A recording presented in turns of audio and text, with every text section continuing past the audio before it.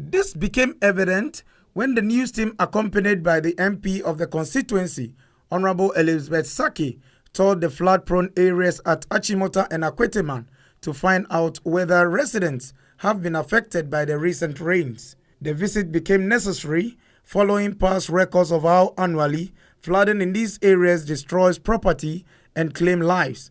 Honorable Elizabeth Saki said she has visited the offices of the urban road severally to work on the drains in order to prevent any disaster during this rainy season, but this has so far not received any positive response. Anytime I talk about this issue, I become so sad. Years over, this is the third time that we have been talking about this, we have been writing, people have been suffering. Look at all the structures, all these buildings here. You can just see the line there up there. Whenever it rains, they have this big problem. We have to come and rescue them at odd hours, especially at dawn. We have even have loss of lives here. And I have reported it over and over. They gave the contract out. The contractor did, and they had this bridge done. They came to tie it fair. We appreciate that. But then from the other end to the other place, you can see this goes straight to the Pentecost church down there, where there is another main drain there. And all the water runs down from Domi down there, as far from that place. And then the currents down here, you can't imagine. Just look at the grounds here. You can see that it's already wet. It's not just because it has rained, but it has now been as such because of the water. And I am pleading this time round. We don't know what will happen again. And that is why I have called you earlier than the heavy rain start pouring. Information gathered from residents of Dokope near Akwateman confirmed that they are now gripped with fear of losing their property and lives with any heavy downpour.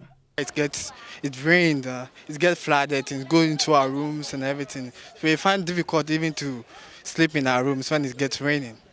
So that's the situation over here. So the only thing we want them to do for us, to do the gutter for us. When they do it, every problem will be solved. So how to almost say about dynamo last time obi crowd was so mo. Mama no tete. Pacha mo be my because it's no better basin na hwe on kasa so to me e basin na to be to me call kwani mu na last time papa kan inso ni remu e peja kan ni na ti pacha mo be my why. See there yantimi kura nso na kwaya da nyina anka no oba me aburo wa ha ne nyina ya asai anu so ya bro ne nyina asai nso na kom anka no na ba hu a untimi nti ye pamucho. We understand our plight over here.